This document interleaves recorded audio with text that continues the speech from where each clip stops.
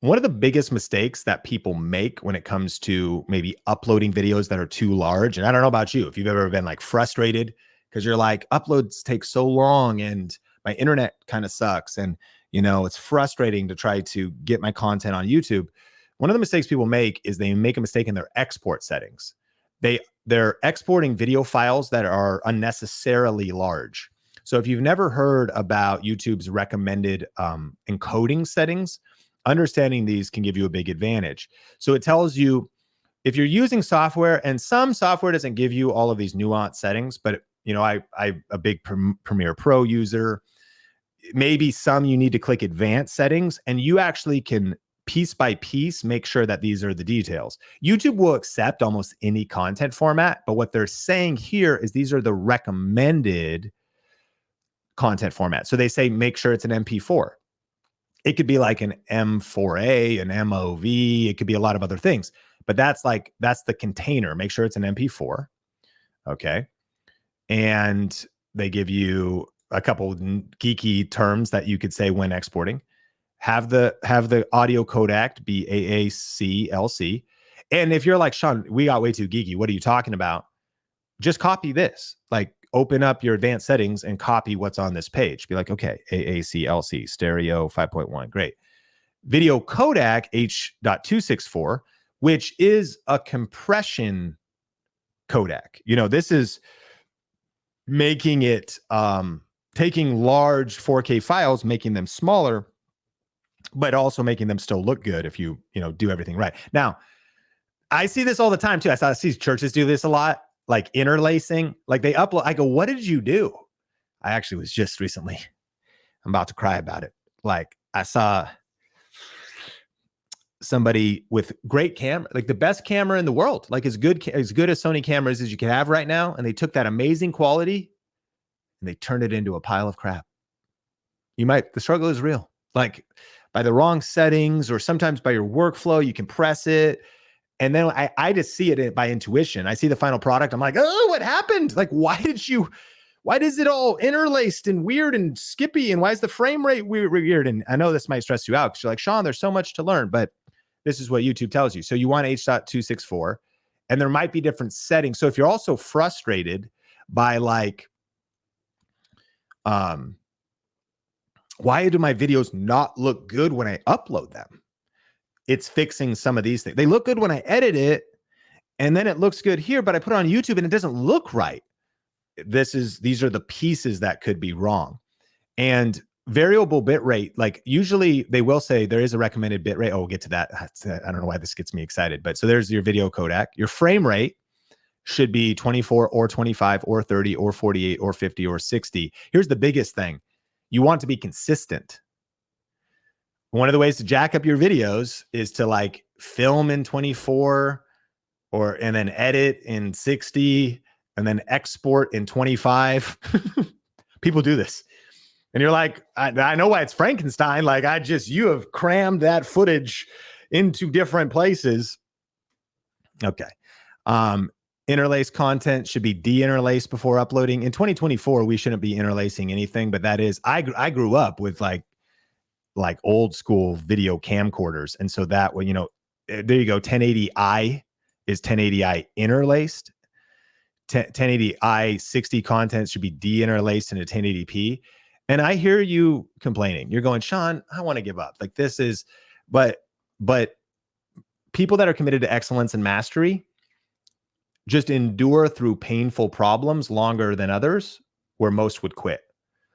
Like, I feel like my entire life from 2008 to 2011 was like reading forums and Reddit forums and blogs and like wrapping my head around, again, why is it 24 versus 25? 25 frames a second is like Europe.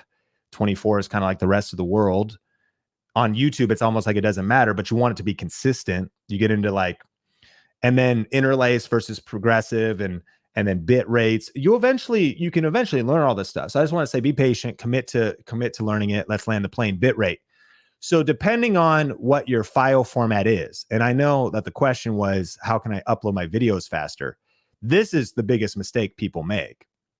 Now, if it is 4K video, it's going to be a big bit rate. They want, if you are doing like a 30 frame video and it is 4K 2160, if it's 1440, you do want to actually make sure that you have, I would set it to 16 megabytes per second. On Premiere, you could do a range and you let it be variable. And the point of that is not every frame of your video is as dynamic. Like if you're just sitting here and all that's moving is my lips are moving, then the bit rate doesn't need to be as high as if it was like Amazing Spider-Man swinging through a city and you want it to be really crispy. So variable bit rate in export allows it to be variable throughout the video. But you do want to make sure the ranges are big enough, because if YouTube's going to allow me to have 45 megabytes, I want to make sure that I can give it the highest quality possible. And what you'll notice is two things are in factor here: the resolution of the video and then the frame rate.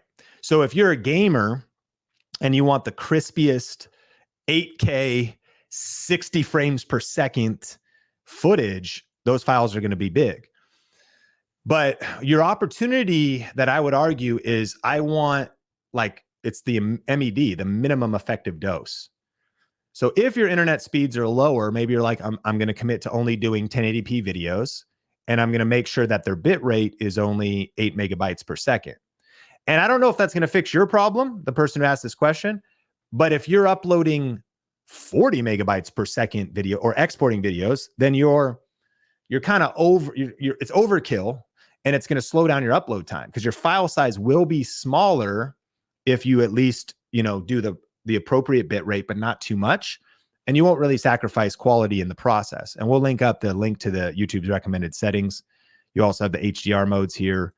Aspect ratio is going to depend on what you're doing. There's color space. It gets a little geeky. And I know that most of us are stressed out by this.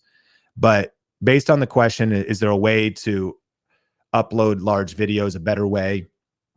Again, faster internet. If you're a business owner, entrepreneur, or you are a content creator in the mid season of your career, invest in speed. By the way, for export times, invest in a better computer, because your videos will export faster. Invest in faster internet. Your videos will upload faster. And if you're taking this seriously, if you're just starting, I respect maybe money is tight, you don't have the nicest gear. It's never about your resources. It's always about your resourcefulness. But if you have some money, invest back in your tech, because these are the outputs of this career.